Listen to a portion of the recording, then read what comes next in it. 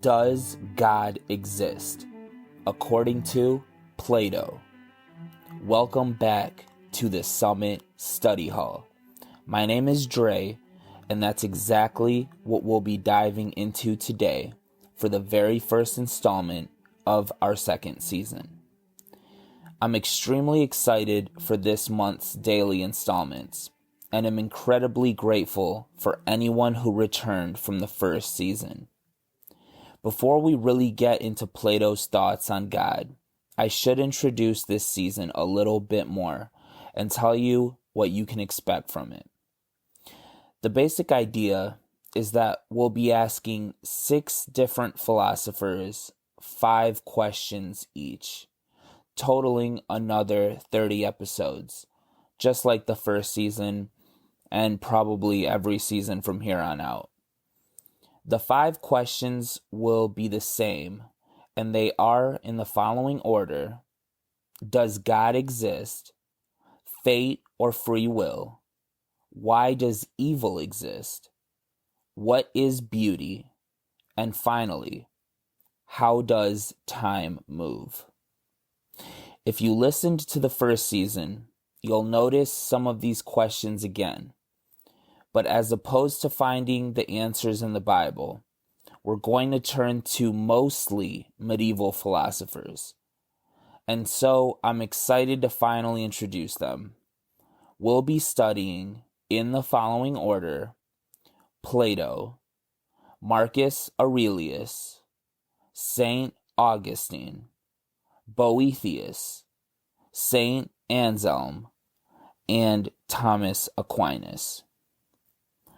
So with that, let's jump into the world of Plato now and provide an extremely brief background. He was born in circa 429 BC in Athens, Greece, and lived to about 347 BC.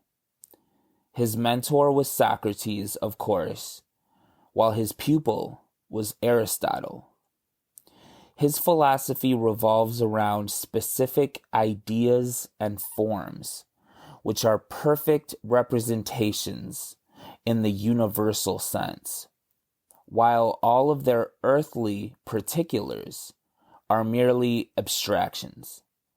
So, for instance, there is a perfect idea of what a table is, though the tables we can see and sit at are just one of many possibilities.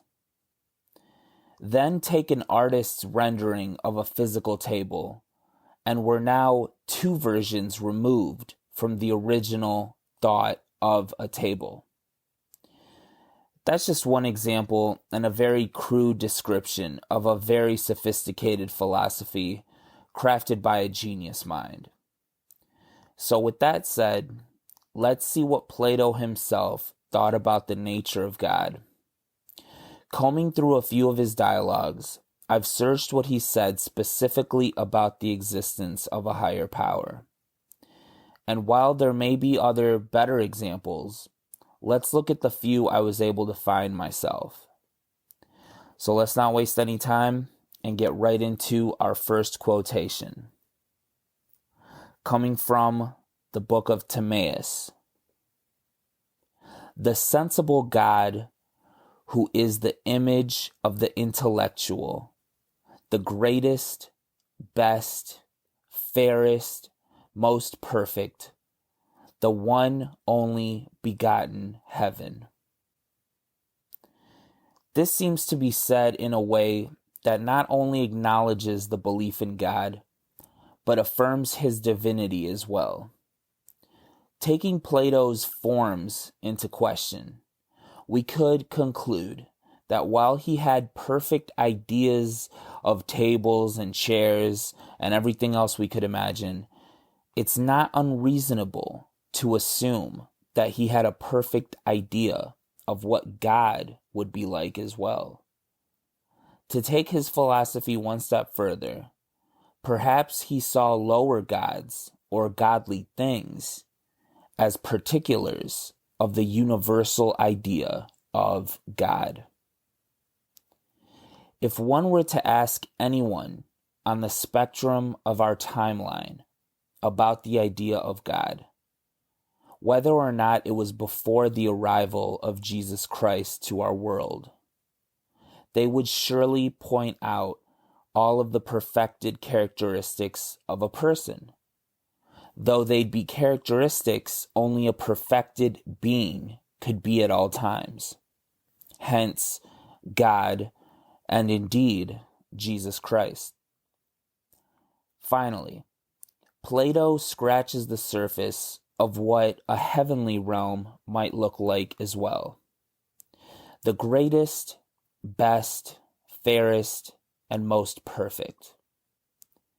It can very well be that he saw the afterlife as its own sort of intellectually driven nature, a place where only universals exist, and each one is the perfect representation of their individual ideas.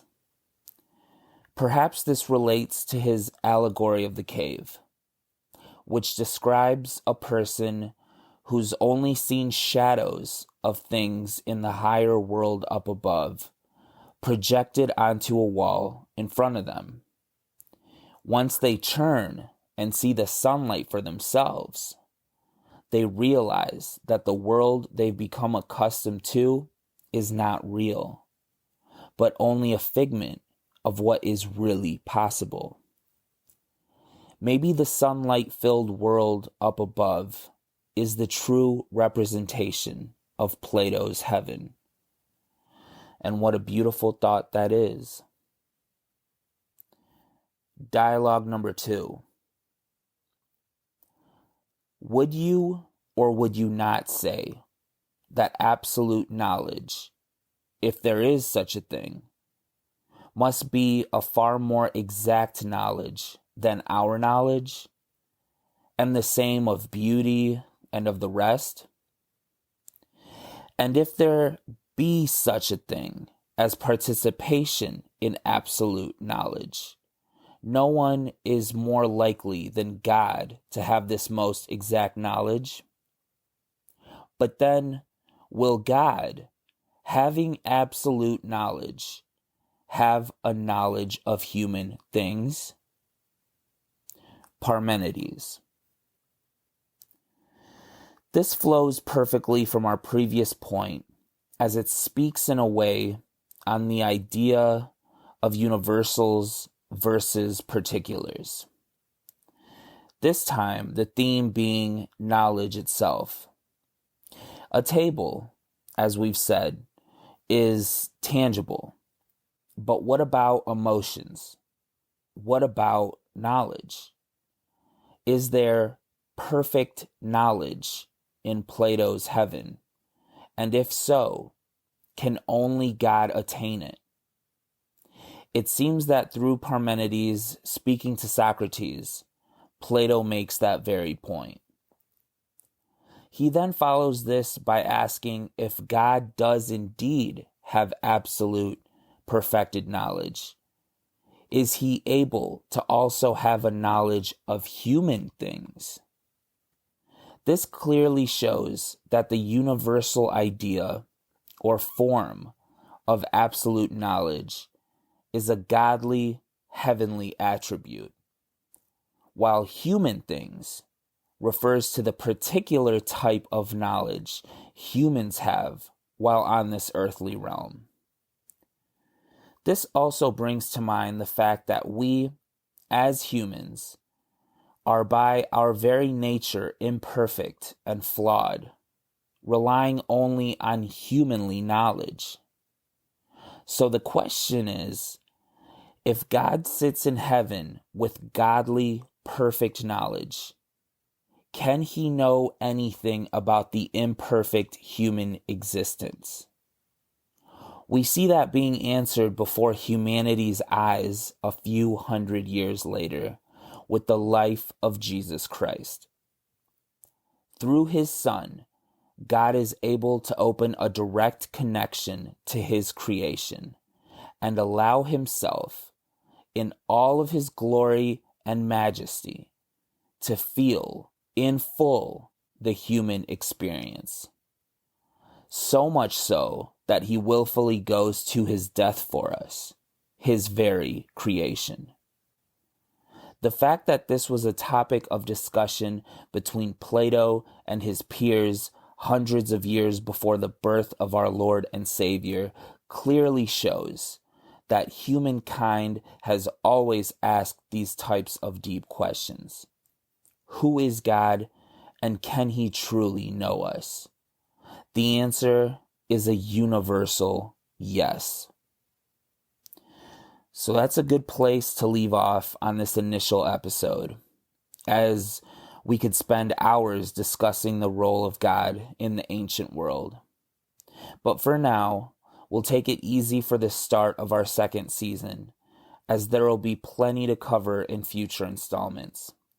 Again, I can't thank each of you enough for sticking with me as we begin delving into these iconic figures and their opinions on these massively important questions. Maybe it'll open our own eyes and minds to things we hadn't thought of before. So we'll pick back up with Plato tomorrow night as we tackle the question of whether we in fact have fate or free will.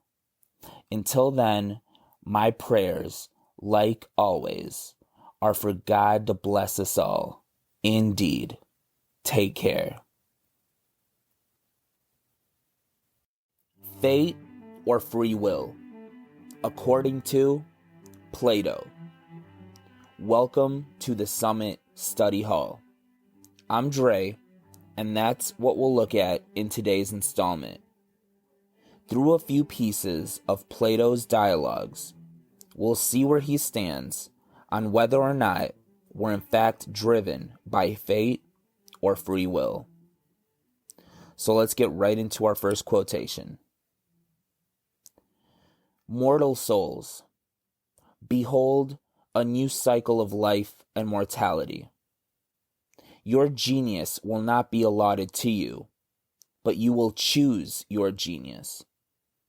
And let him who draws the first lot have the first choice, and the life which he chooses shall be his destiny. Republic 10.617 D through E.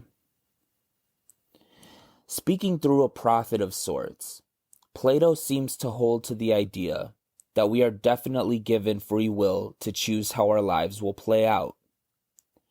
This passage also seems to imply that after a previous cycle of life here in this realm, we will be given the choice to choose our destinies, though in a certain and specific order.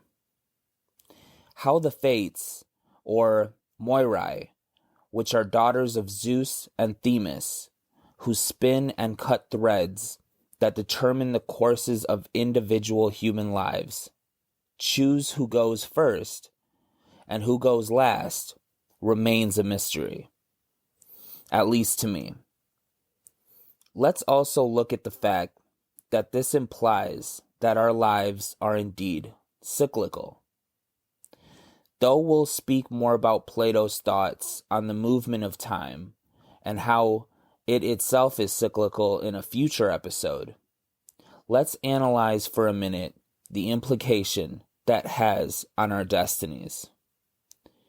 Is it akin to reincarnation, where with each iteration we get closer to achieving enlightenment? Do we all have specific goals that have been ascribed to us long before we ever showed up? And are we responsible for seeing them through, no matter how many lifetimes it may take us? We can't be certain from this passage alone, but it does give us a glimpse into how the fates work.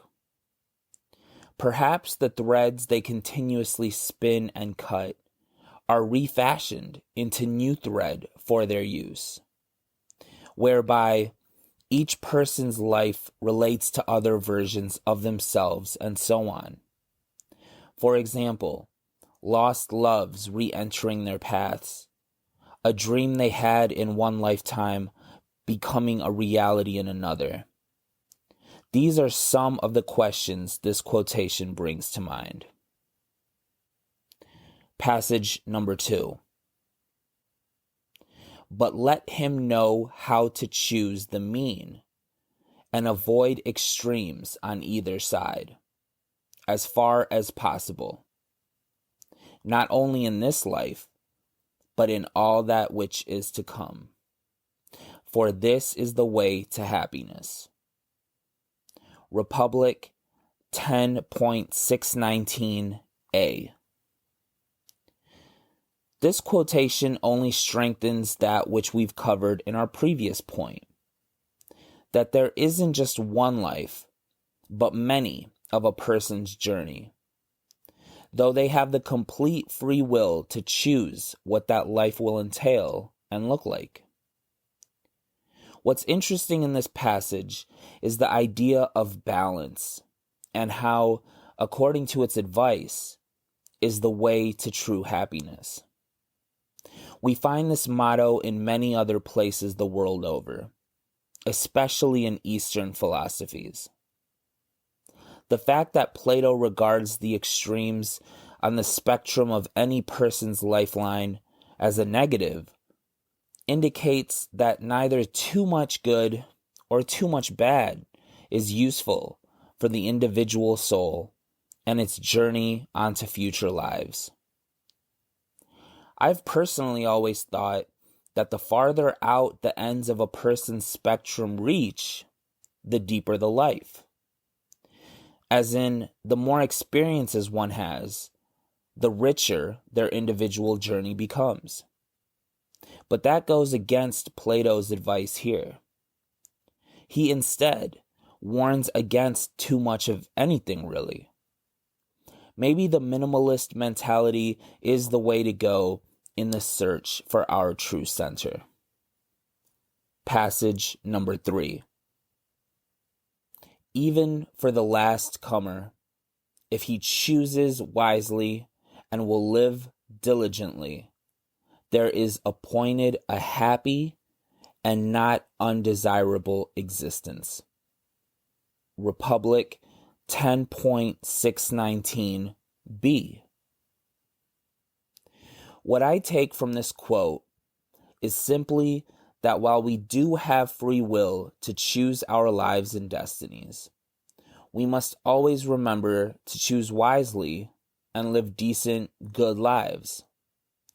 This will only result in more good, which materializes in a happy and pleasant existence, as the passage states. Many times, when we are certain of our free will, which I wholeheartedly believe we do have, we get weighed down by our mistakes and begin to blame ourselves for every opposition which comes our way. Because certainly, how else could we have gotten to the point of suffering if it wasn't for our own flawed nature and choices? But this passage instructs that if we do live righteous and pure lives, we can remove the weights of uncertainty and doubt when it comes to what we should, in fact, choose and why. So with that, I'll begin wrapping this episode up and just state, not only for tonight's installment, but all future episodes, that these interpretations of these deep and meaningful words are solely based on my own understandings of them at the present time. I could be way off, and if I am indeed wrong, I'd hope that someday the right interpretation will be pointed out to me so that I can refocus my opinions to become that much more clear. I thank all of you for sticking it out with me, and tomorrow we'll tackle Plato's thoughts on evil and why it exists in the first place. Until then, my prayers are for God to bless us all. Indeed. Take care. Why does evil exist? According to Plato. Welcome to the Summit Study Hall. My name is Dre, and that's the topic tonight as we'll explore some of Plato's thoughts on the matter. We'll go through a couple of his different texts in search of his ultimate opinion on the difference between good and evil, and why the latter indeed exists in our world. So let's get right into our first passage, coming from Timaeus.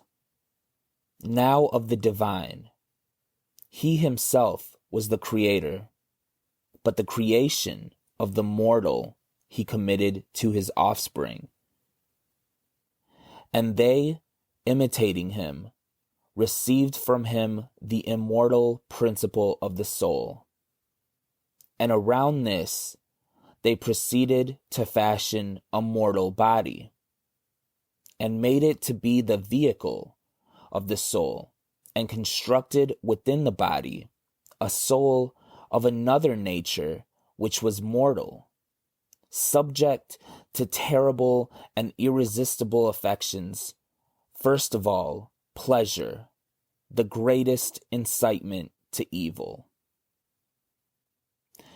So this then clearly spells out the main genesis of evil in Plato's eyes: pleasure. This can be interpreted in a number of ways, but primarily, I believe that he's saying most, if not all evil, is produced by the mere need for pleasure. To tap into a previous point made in yesterday's episode about always striving to choose the right and wise paths in life, sometimes we choose the opposite in search of momentary pleasure. But that's exactly what Plato is advising against here. And not only him, but countless of others throughout history have said similar things. But let's also look a little closer at the beginning and middle sections of this passage as well. It speaks on how humankind was formed to have an immortal soul housed within a mortal body. Possibly, because of that dichotomy, there was another type of soul created, or perhaps formed out of the mortal body's presence, that was in fact mortal itself. And because of this flawed nature, it was weighted down by the terrible and irresistible things, such as the search for immediate pleasure, instead of infinite joy from doing the right things instead. For our next passage, we'll look at a couple of different quotations. The first of which: those who make pleasure their good are in equal perplexity, for they are compelled to admit that there are bad pleasures as well as good, and therefore to acknowledge that bad and good are the same. Republic 6.505c. The second passage: there is an absolute beauty and an absolute good, and of other things to which the term many is applied, there is an absolute.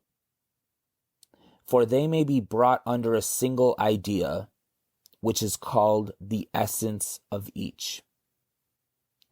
Republic 6.507b. Though these passages don't directly speak on evil itself, we can infer from their proposition that there is a single idea of what is good, with the statement that there is also a single idea of what is bad, or evil as well. That there is an intrinsic essence to both states of the mortal soul within us. So to bring it back to the question of the day, and as to why evil exists in the first place, we can say that because of our fallen mortal souls, we eschew the absolute good for its opposite in search of pleasure, or maybe even meaning, knowledge, and the like. We can relate this directly back to the fall of man, with Adam and Eve eating the apple from the tree of knowledge of good and evil. Perhaps they weren't on a quest to find momentary pleasure, but were instead out to gain more knowledge, a wider understanding of themselves and their world. But through this extremely symbolic act, which continues to ripple through our timeline to the very present, we see that the essence of evil wasn't only in the eating of the apple, but of their wanting to know what eating the apple felt like. And of course, their eyes were then immediately opened. The main takeaway is that not all knowledge is good. And to want the knowledge of something forbidden, such as the apple in the Garden of Eden, may perhaps be evil in and of itself. Thankfully, as Plato points out, we can choose the right path due to our gift of free will. And to, in fact, take it one step further, will always be given the strength to overcome evil with good. Perhaps this is due to the immortal nature of our original soul, trapped in its mortal body, at least for the time being. With that, we come to the end of another episode with 2 more Plato-centric installments to go before we move on to our next philosopher, Marcus Aurelius. Tomorrow we'll explore the extremely interesting idea of what beauty is and how it applied to Plato and his peers. I'm incredibly thankful that these talks interest and hopefully inspire you as well. There are so many questions to pick apart in our universe, but with the help of such brilliant minds, maybe we'll get as close as possible to the answers we so deeply seek. So until next time, may God bless us all. Indeed. Take care. What is beauty? According to Plato. Welcome to the Summit Study Hall. I'm Dre, and that's what we'll look at in today's installment. It's an exciting topic as it relates to art, artistic inspiration, and creation itself. And nobody tackled these things better than perhaps Plato. So let's jump right into it with our first passage. Coming from Parmenides.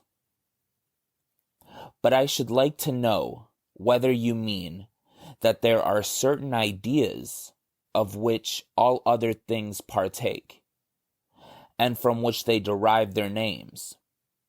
That similars, for example, become similar because they partake of similarity, and great things become great because they partake of greatness, and that just and beautiful things become just and beautiful because they partake of justice and beauty. From this initial quotation, we see a simplified definition of beauty. That which is beautiful because it partakes of beautiful things. This can be interpreted as art which imitates only the good and just aspects of the human existence. Or perhaps it means that no matter what the subject matter is, if it's conveyed with elegance and clarity, it becomes an example of beauty through its beautiful design. The composition seems to come second to the subject, however, because of the similarity with other beautiful things. A painting of a flower, no matter how crude it may be, could still be considered beautiful because it depicts something which has natural beauty. Conversely, an extremely elaborate painting of something dull or even disheartening, such as a scene from war or the like, could be considered unattractive for its mere subject matter. It all comes down to what moves the soul and inspires it at the end of the day. And of course, that's entirely subjective. Quotation number 2. "The lovers of sounds and sights," I replied, "are, as I conceive, fond of fine tones and colors and forms, and all the artificial products that are made out of them. But their minds are incapable of seeing or loving absolute beauty. And he who, having a sense of beautiful things, has no sense of absolute beauty, or who in another lead him to a knowledge of that beauty is unable to follow, of such a one I ask, is he awake or in a dream only?" Republic 5.476 B through C. This passage speaks to the precise details of a work of art, which may make it beautiful in its own right, appreciated by one who only sees the colors and tones, or hears the music and meter, but doesn't see the absolute beauty behind it. A couple of examples may be trendy music that uses rehashed ideas, like heavy breakdowns of the post-hardcore scene. They're fun to listen to, but does the listener truly hear all the nuances of each instrument and so on? Or a Michael Bay film, which throws explosion after huge explosion at the audience. They may be a rush to look at, but is there an appreciation for the filmmaking itself? Is the artful mind that takes in these creations asleep? As in, do they only see the shadows of their ideal versions, to bring it back to the allegory of the cave? Or are they awake and see the works of art with the full sun shining behind them? It's the difference between liking beautiful things as opposed to understanding and appreciating absolute beauty, which is a perfect segue into our final piece of discussion, which comes from two different examples. The first of which: "Why then, Socrates, do I lose attention and go to sleep and have absolutely no ideas of the least value when one speaks of any other poet, but when Homer is mentioned, I wake up at once and am all attention and have plenty to say?" The reason, my friend, is obvious. No one can fail to see that you speak of Homer without any art or knowledge. If you were able to speak of him by rules of art, you would have been able to speak of all other poets, for poetry is a whole. Ion 532b. The second passage: "There is poetry, which, as you know, is complex and manifold. All creation or passage or non-being into being is poetry or making. And the processes of all art are creative. And the masters of arts are all poets or makers. Still, you know that they are not called poets, but have other names.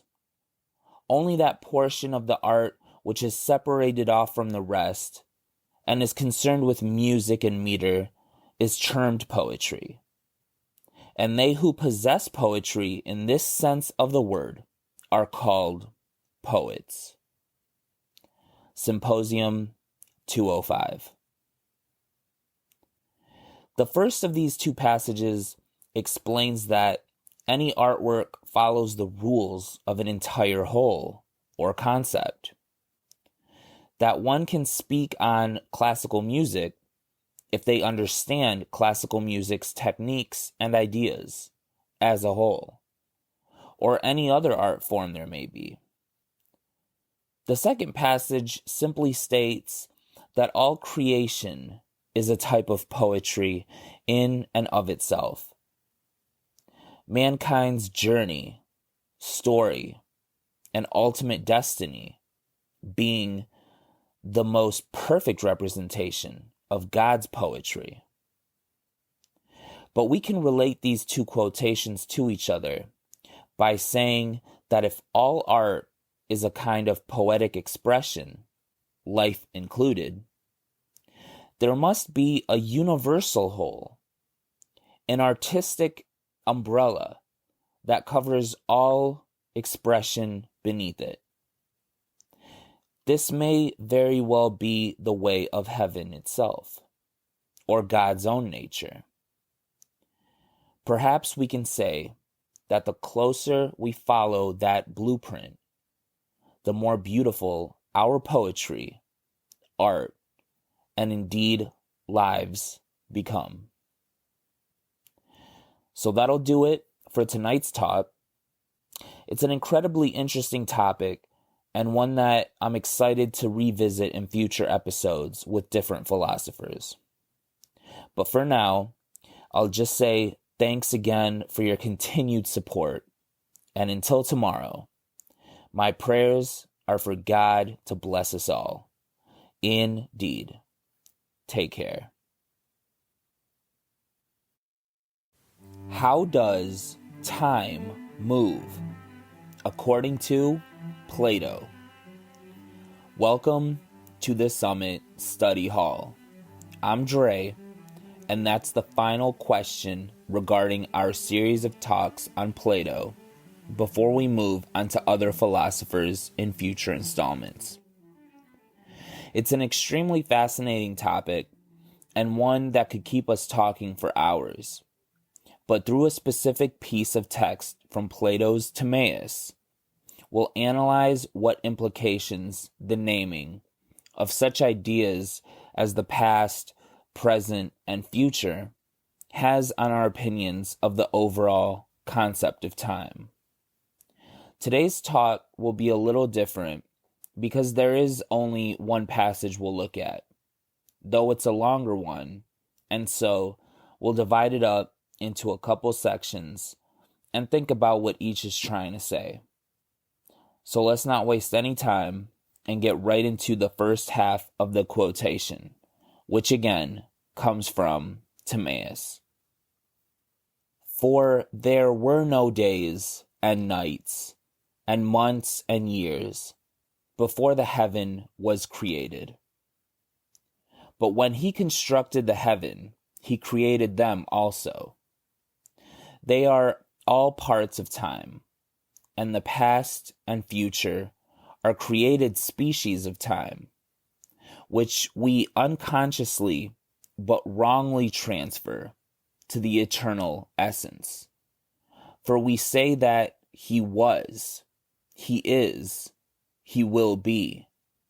But the truth is that is alone is properly attributed to him, and that was and will be only to be spoken of becoming in time, for they are emotions.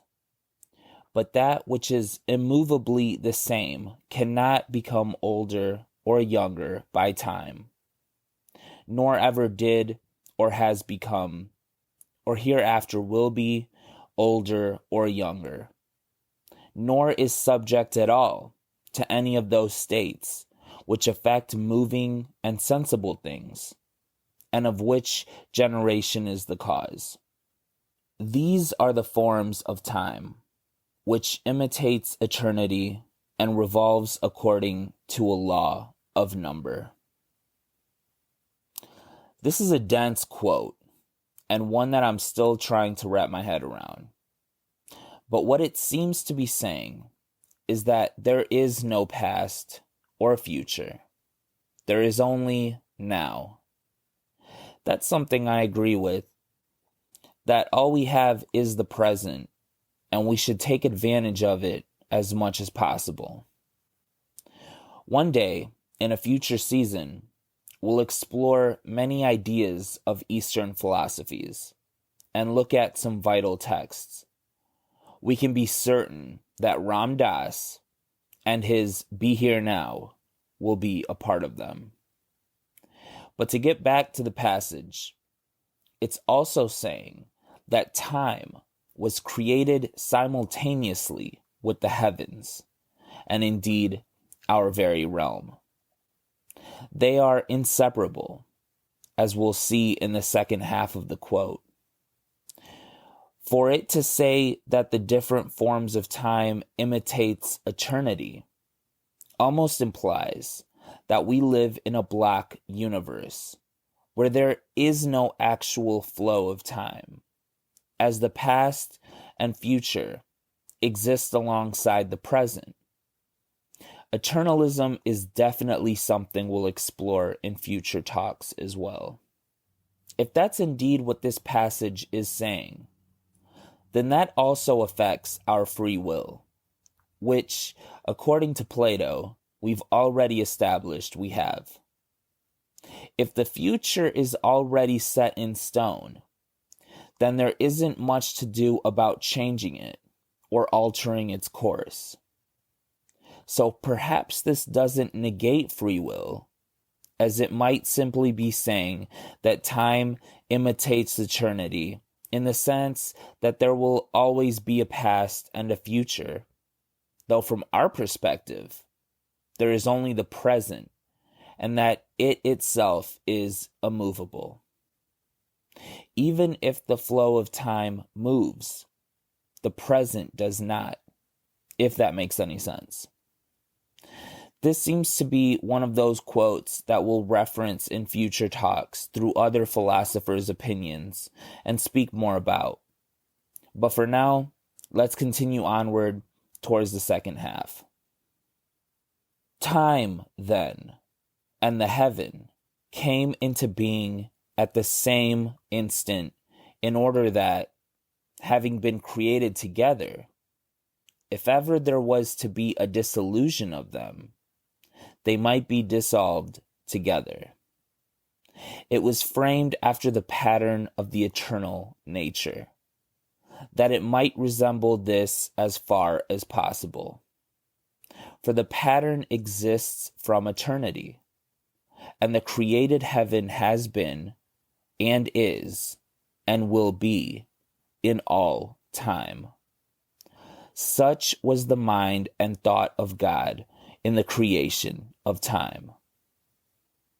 So this reinforces that if heaven is eternal, then time is eternal as well, as the two cannot be separated from each other. This is an incredibly interesting concept when thinking of heaven as eternity is forever.